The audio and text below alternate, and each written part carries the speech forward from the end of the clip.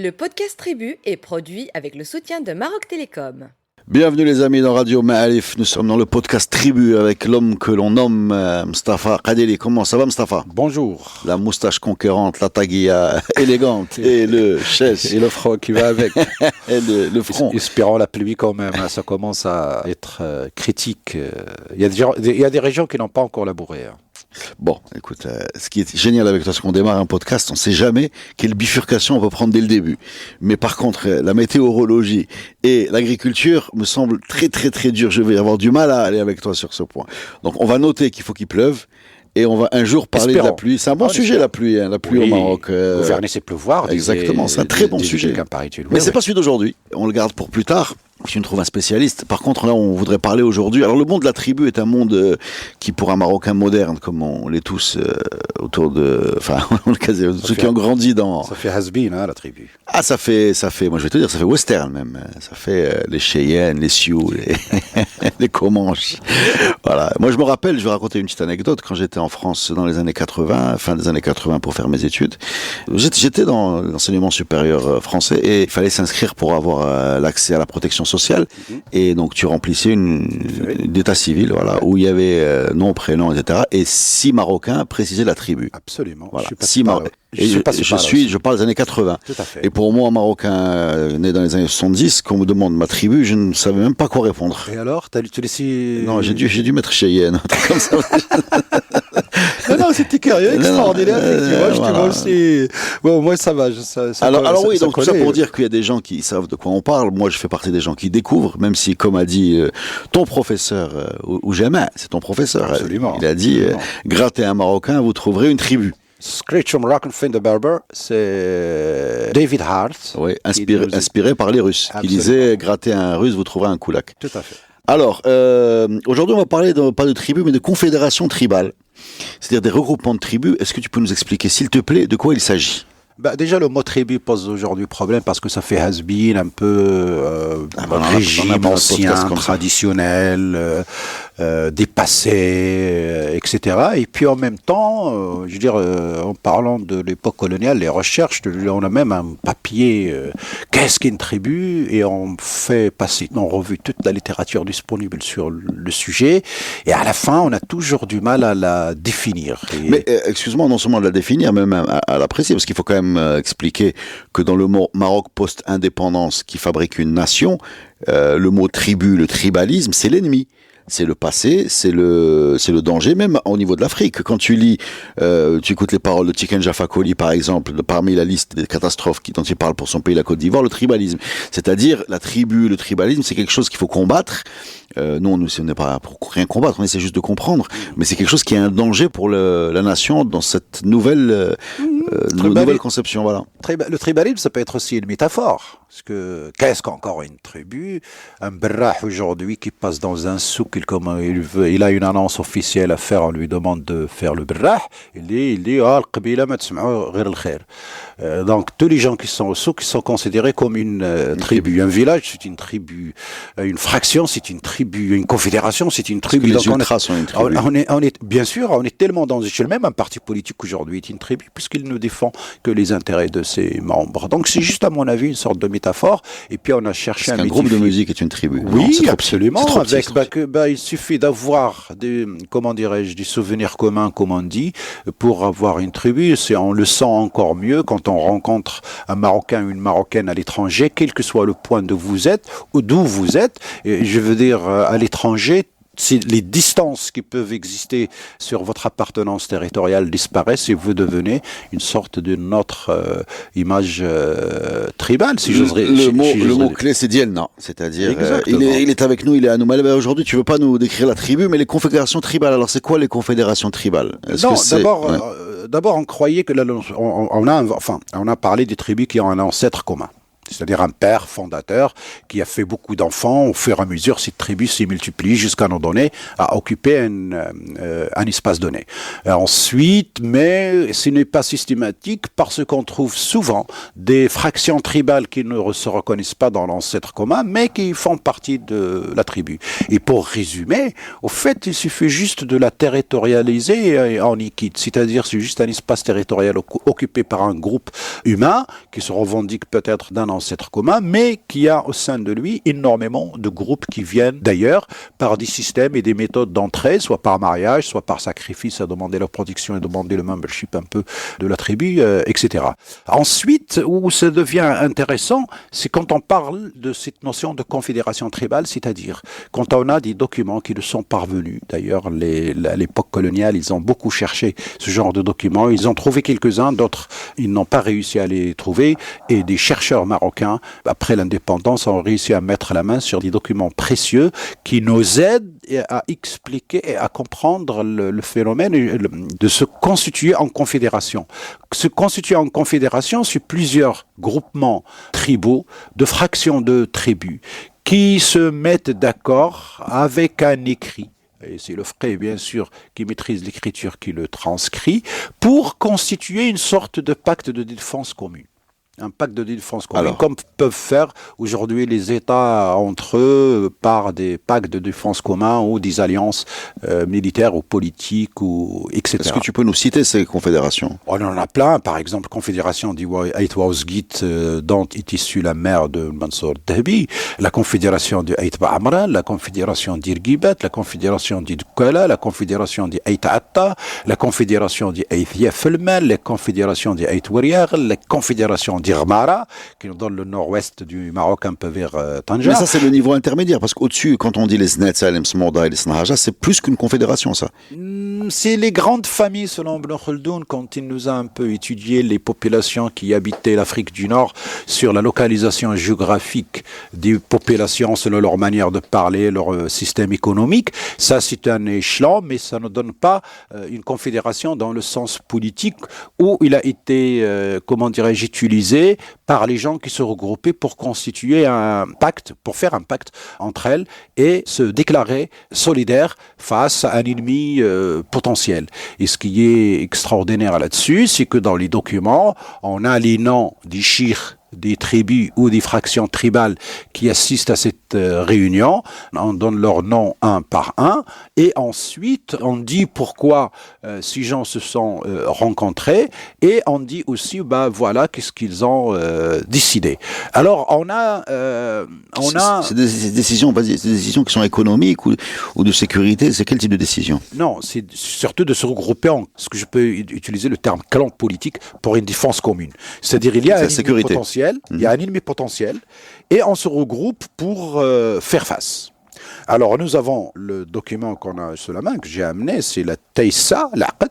Taïssa, l'Aqd, la constitution de la confédération du Aït Yafelman, Ta'ataoulman. En quelle année? On est à l'époque des Laïyin.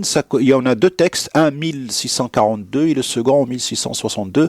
Nous sommes à la période post-saadienne, justement suite à l'instabilité provoquée par les enfants de Mansour. Et on a la constitution de deux États, un peu un au nord, le Laïyin, qui était basé à côté de Khnifra, un grand État basé à Tazrawalt, c'est Laïyin. Le dernier sultan descendant des Saadiens qui était à Marrakech mais qui n'avait plus de pouvoir, et le petit groupe des Alaouites dans le Tafilalt qui était un petit peu un espace disputé avant de devenir celui qui va finir par mettre un terme à tout cela et reconstituer de nouveau un État solide et fort après une période d'instabilité pratiquement qui allait durer très longtemps suite aux disputes des enfants de Mansour.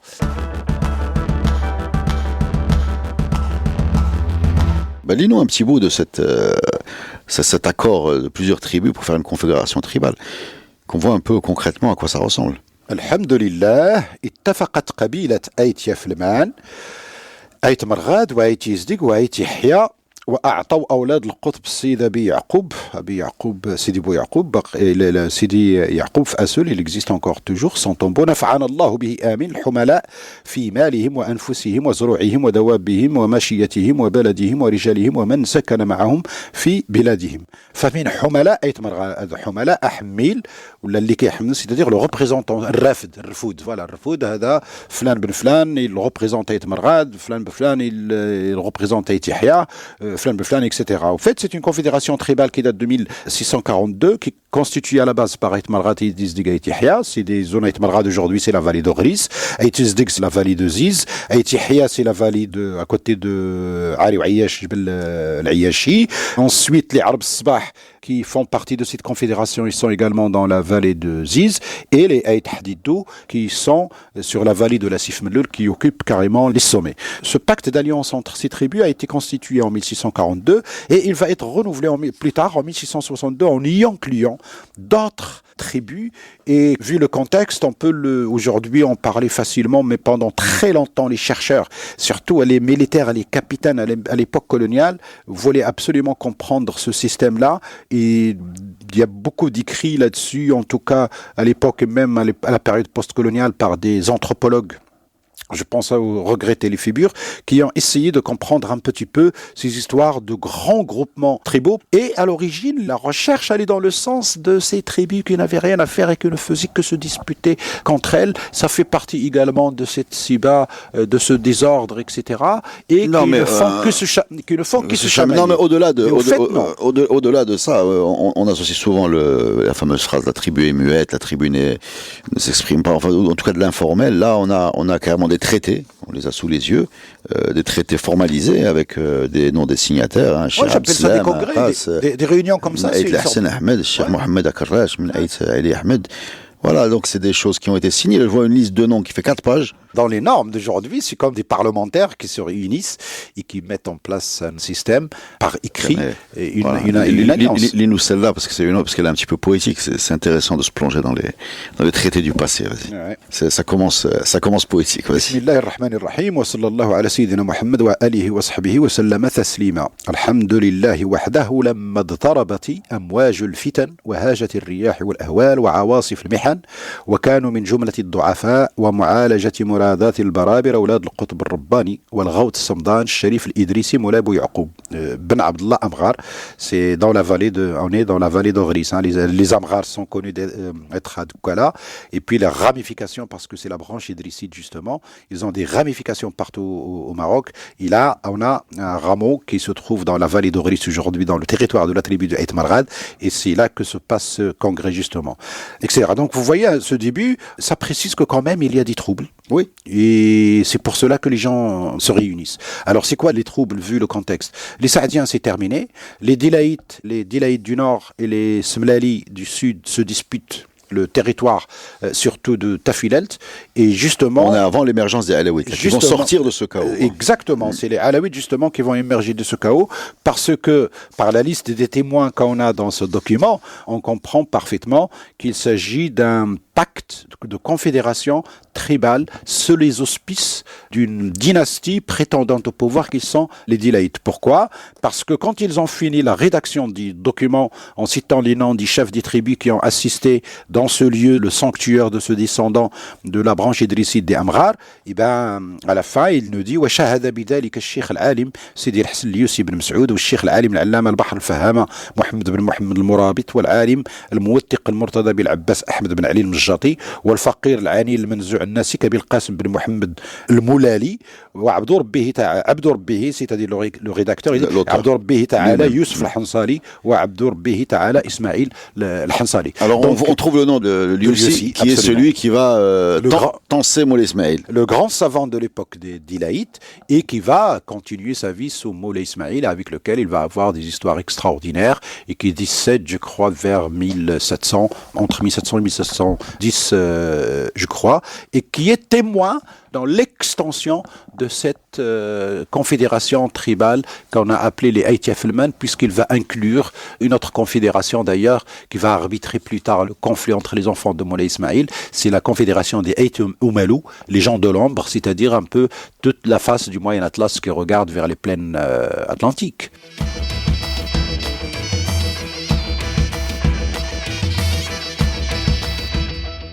On va continuer avec ces accords tribaux. Je suis devant un texte de loi très long, très précis, très détaillé sur, je pense, la gestion d'un qsar. Le Taqit de l'Gara, dans la vallée de Ziz, c'est un qsar de la tribu de Ayt Atta. Alors, qu'est-ce qu'un qsar déjà? Un qsar, c'est un village fortifié, pluriel l'Qsour, c'est un terme très ancien, très authentique, on le trouve même depuis l'époque pharaonique. La ville de l'Qsour, c'est le qsar, c'est un pluriel de l'Qsar. Ça n'a rien à voir avec César. Non. D'accord. D'accord. Alors, Qsar, donc village fortifié, qui a donné lieu à ce très très détaillé règlement interne. Tout à fait. Exemple, celui qui lance des cailloux de l'extérieur de l'enceinte vers l'intérieur est passible d'une avance de 20 mitrel. Ouais. S'il est jeune et de 5 s'il ne l'est pas. Celui qui verse de l'eau à travers une gargouille dans la rue centrale est passible d'une amende de 1 mitrel. Mais s'il jure que cela s'est fait indépendamment de sa volonté, il ne sera pas inquiété. Celui qui lance une pierre sur la maison de quelqu'un est passible de 30 mitrel. Celui qui jette pendant la nuit un tison, un caillou ou toute autre chose sans atteindre la maison est passible de 5 mitrel. Celui qui rentre chez une femme dans l'intention de commettre un acte immoral doit, s'il est surpris par le mari ou un proche parent de la femme, donner 100 mitrel. C'est lourd. Ça, c'est lourd. L'amende est lourde. Pour chaque seuil de maison devant lequel il est passé pour arriver à la maison déshonorée. La moitié en reviendra au Seyh, je sais pas. Cheikh. Ah, cheikh. Le chef de la tribu, chef touche la moitié et l'autre moitié est une indemnité. Donc le cheikh est intéressé par la délinquance. Attends. Plus il y a de délinquants, plus Bien sûr, il est le cheikh, il doit se constituer une caisse, parce que c'est lui qui reçoit les invités. Il peut aussi. les délits, puisque... Non, surtout pas. Mais c'est surtout chez lui que les gens se réunissent, chez lui qui nourrit les invités. Plus il y a le potentiel violeur, plus il est riche. Non, mais sinon il va piocher dans la caisse. Sinon il va agresser le groupe. Donc plus il se constitue une cagnotte pour gérer les affaires courantes, c'est mieux. Donc oui, pourquoi pas. D'accord. Mais sinon il va agresser les citoyens. On continue comme ça. Dans ce document, il y a 401 articles. Ouais. Si un individu, rappelle la date. Hein, c'est le chercheur, le regretté Al-Arbimzi, le fait remonter au XVIe siècle. C'est-à-dire une sorte de code inspiré d'un code général de la tribu de Ayt Atta, avec des particularités. C'est là on est en milieu urbain là. En fait, c'est un qsar. Donc aujourd'hui, on considère cela comme des villages, mais effectivement, c'est des quartiers l'équivalent d'un quartier de la Médina de Fès de Marrakech, avec une population quand même assez dense. Et on est dans un système d'oasis. C'est une vallée pré-saharienne, donc oui, avec des palmeraies. Alors, on avait déjà les mêmes problèmes qu'aujourd'hui, puisque si deux personnes sont voisines dans une ruelle et chacune d'elles ne peut procéder à une construction si elle n'a pas le consentement de l'autre. Si deux voisins de façade se mettent d'accord pour élever une construction au-dessus de la ruelle, chacun fera en sorte que l'eau de pluie, qui est la sienne, soit canalisée vers sa maison. Oui, il ne faut pas canaliser l'eau qui tombe chez le voisin. C'est du syndic. Hein. Si une personne envisage de procéder à une construction, il est du devoir de son voisin de ne pas lui créer d'entrave. La construction ne pourra excéder 6 lits de pisée de hauteur et un parapet de la taille d'un homme environ. Unité de mesure. Unité de mesure. Je suis surpris par les détails qui sont portés dans cette... la loi, elle est faite quand il y a des cas, justement, on en a vu 10 cas. Et donc si un homme se livre à un acte immoral avec un autre homme, l'actif doit donner 10 mitrales et le passif 20. Voilà, je vous explique. Bon, mais on coupe pas la tête, on coupe pas les mains. Si un homme est surpris en compagnie d'une prostituée, il est passible, lui et sa compagne, de 30 mitrales. Voilà, la prostitution 30 mitrales, l'homosexualité 20 et 10. Voilà. Mais on tue personne en tout cas. Non, on tue personne. C'est très précis tout ça. En tout cas, l'amende comme système de répression est quelque chose de très important et quelque chose d'extraordinaire. On le voit aujourd'hui sur les histoires de radar. Hein. Je veux dire, c'est l'amende qui pousse les gens à respecter le code de la route. C'est pas en les envoyant en prison ou autre régime de sanctions qu'on va les convaincre. Quiconque souille une ruelle du qsar, donc on imagine qu'on parle de... passible d'une amende de 1 mitral. Ouais. L'amende est de 1 mitrel également pour quiconque souille les fondocs à l'exception de la fosse. Donc je pense que c'est plutôt se soulager à mon avis dans l'espace public. Il y a comme ça 400, mais c'est extraordinaire. 401 articles. Voilà. Napoléon n'était pas encore né. Hein. Comme quoi, on a des ressources. Si tu souilles la mosquée, combien de mitrales ? ton avis? Tu donnerais combien? Ça doit être lourd. 100. Non, 10. 10, non, ça va, c'est pas mal. 10. C'est la moitié de la prostitution. Voilà. C'est intéressant, hein, tout ça, non? Les fake news. Celui qui provoque la panique parmi les gens du pays sans aucune raison est passible d'une amende de 20 mitrales. Celle-là, elle est bonne. Toute femme qui dit à un homme des injures telles que couvre-toi de matière fécale ou couvre-toi de boue ou toute autre injure est passible, tout aussi bien que l'homme qui en fait autant, d'une amende de 1 riel. Voilà. Donc il y a égalité des sexes sur la sanction par rapport aux injures. Alors je sais pas, qu'est-ce que le riel par rapport au mitral? C'est fois 100. C'est une mesure d'époque, le mitral est lié, je crois alors. Bon, le riel, c'est... on a le riel encore aujourd'hui, jusqu'à le riel hassani, qui était une monnaie de référence assez importante à la fin du 19e, jusqu'au début du 20e. Mais le riel, ce n'est pas le riel d'aujourd'hui, c'était en tout cas il avait une valeur assez importante. Attention, on est dans une période où la monnaie était rare. Article 55. Quiconque joue du bendir sans occasion joyeuse est passible d'une amende de 10 mouzouna. Je ne sais pas ce que c'est mouzouna. Encore moins. C'est la taxe de la... Mouzouna, on utilise aujourd'hui mouzoun. C'est moins que le riel. C'est moins que le riel. Donc c'est la taxe de la fête. Ça. Ouais. C'est les taxes des établissements de nuit. C'est-à-dire tu payes 10 mouzouna et tu fais du bruit. Quoi. Non, parce que aussi, on a un signal aussi pour annoncer les nouvelles, les bonnes ou les mauvaises nouvelles, ou là un événement. Donc on peut être confus. Il n'y a pas d'événement joyeux et en même temps quelqu'un qui tape sur un bendir. Donc ça ne peut être qu'une nouvelle. Alors que le gars juste il s'amusait alors qu'il risquait de provoquer l'alerte. Après, qu'est-ce qu'une occasion joyeuse, hein? Je ne sais pas si c'est très précis, une occasion joyeuse. Est-ce que on est dans de quel salon on parle ici? Qasr el-Gara de Ait Atta, dans la vallée de Ziz, juste à côté de Rachidia. Alors, j'imagine les naissances, les mariages, oui. Et voilà. Oui. Si Shabab Qasr el-Gara olympique Qasr el-Souk, est-ce que ça fait partie des occasions joyeuses? Je ne sais pas. Qasr el-Gara contre Qasr el-Souk, ça colle parce que c'est les noms anciens. Quiconque injurie le cheikh en présence de témoins est passible d'une amende de 50 mitrel. Donc c'est le double de l'homosexualité, mon ami. Ouais. Voilà, donc cheikh... en présence de témoins. En présence de témoins. Donc il doit y avoir un cas où il n'y a pas de témoin. D'accord. S'il le frappe, 100 mitrel. Ouais, l'autorité. Celui qui est désigné par le cheikh pour donner l'hospitalité à un hôte et qui n'honore pas est passable d'une amende de 5 ouqias. Ouqiya. C'est la monnaie qui existe encore en Mauritanie aujourd'hui. Donc en fait, le cheikh, il te demande à toi de donner l'hospitalité. Ouais. Il la donne pas lui. Et s'il te l'ordonne, il a ses raisons. Les invités sont à la charge de la Qbila, à moins qu'un habitant du Qsal vienne trouver le cheikh et jurer devant lui avoir été laissé sans dîner dans le Qsal de ses invités. Donc, si tu as des invités, tu es obligé de les héberger, sauf si tu vas voir le cheikh et que tu jures que tu as été mal reçu. Tout à fait. Voilà. Alors, ici, les invités, c'est pas les invités familiaux, on ne parle pas de l'invité normal. Là, ça doit être l'invité exceptionnel. Des gens de passage, des gens qui n'ont pas de relation avec la tribu ou avec l'Oqsar. Et du coup, on organise aussi le passage des personnages plus ou moins importants ou illustres par le système de Tinobga, Diafa. C'est pour ça qu'on a hérité un terme d'art Diafa. D'ailleurs, ça existe encore chez l'administration.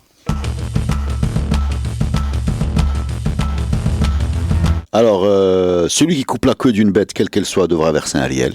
C'est pas très... Voilà. Oui, mais alors, vous allez être surpris par ce délit. Celui qui dort pendant la journée dans l'endroit nécessaire à l'ouverture et à la fermeture du portail du Qsal doit verser un mitrel. Oui. C'est-à-dire qui le portail du Qsal, c'est une sorte de couloir. Il est très frais en été. Donc c'est agréable pour les gens qui veulent faire la sieste. Et oui, mais sinon c'est un mitrel, c'est beaucoup un mitrel. Bah, tu entraves la circulation des humains, des bêtes, des produits, etc. Et puis c'est un espace public commun, il n'est pas privé. Alors on est très précis sur les bagarres. Hein. Celui qui frappe quelqu'un et qui provoque un écoulement de sang au moyen d'un caillou, d'un os, d'un bracelet ou de toute autre chose, à l'exception des ongles, c'est-à-dire on est dans une attaque avec des armes armées, est passible d'une amende de 25 ouqias. Ouqiya. 25 ouqiyat. Voilà. Là, on a peut-être l'origine de notre question parce qu'effectivement, là, et provoque un écoulement de sang. Exact. Voilà. S'il provoque un écoulement de sang au moyen des ongles, c'est un mitrel. L'auteur de la blessure devra en outre demander pardon au blessé à 3 reprises pendant les 7 jours qui suivent. Sinon, l'amende s'alourdit. Si le blessé accorde son pardon, l'affaire est close. Sinon, le cheikh se charge de prélever sur l'auteur de la blessure 25 ouqiya pour le compte du blessé. Il ne touche rien là, le cheikh. Non. Si le blessé est obligé de prendre le lit suite des blessures, le cheikh désigne 4 hommes de la Qbila qui l'envoient au blessé dans le but de voir s'il a besoin d'une subvention. Ouais. Assurance maladie, là, non? Ouais. Le cas échéant, ils en estiment la valeur. Si les 4 hommes n'arrivent pas à se mettre d'accord sur le montant de la subvention, le shir s'ajoute à eux et le dernier mot sera celui de la majorité. Cette subvention est versée aux blessés jusqu'à ce qu'ils se rétablissent. Une fois la blessure guérie, la dite subvention cesse, bien sûr. La dite subvention cesse. Il est alité. Il ne travaille plus. Donc il faut bien que la personne qui l'a blessé le prenne en charge. Alors regardez comment quand même on pénalise la personne responsable de l'acte. Ce n'est pas la collectivité qui arrive pour résoudre le problème de la personne blessée. Mais c'est le coupable lui-même. Et je crois qu'il y a dans la philosophie du droit, pour les spécialistes de la philosophie du droit, il y a de la réflexion et de la matière dedans. Qui doit payer pour une victime ? Entre l'agresseur et l'agressé et la collectivité, normalement, c'est l'agresseur qui doit assumer ses actes. Et on ne peut prévenir l'agression que par la pénalisation de l'agresseur, par un système, de responsabilisation de la personne. Alors, sur la désignation du shir, c'est très précis, c'est l'article 62. Si on tient conseil en vue de la désignation du shir et que l'unanimité n'est pas faite sur une candidature, l'ancien shir passe en revue les candidats et celui qui a le plus de voix est retenu. Donc en fait, c'est les votes, quoi. C'est exactement...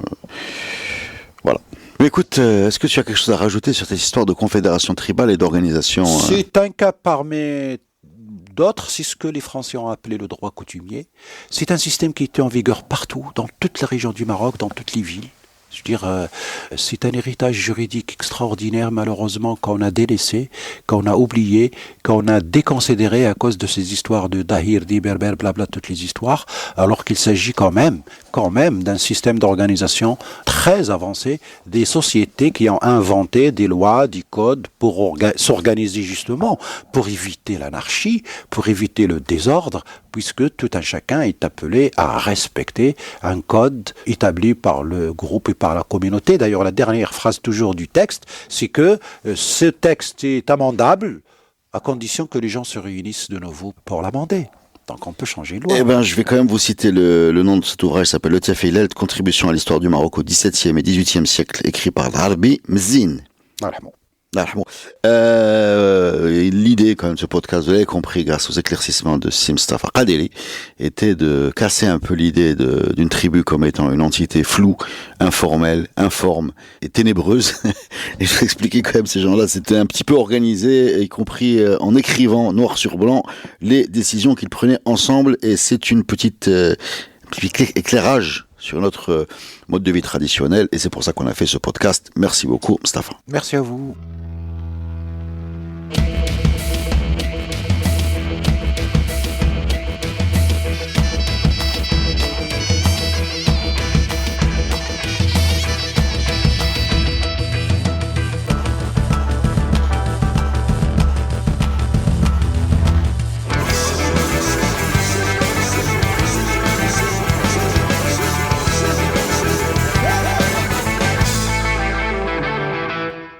Le podcast Tribu est produit avec le soutien de Maroc Télécom. Maroc Télécom, un monde nouveau vous appelle.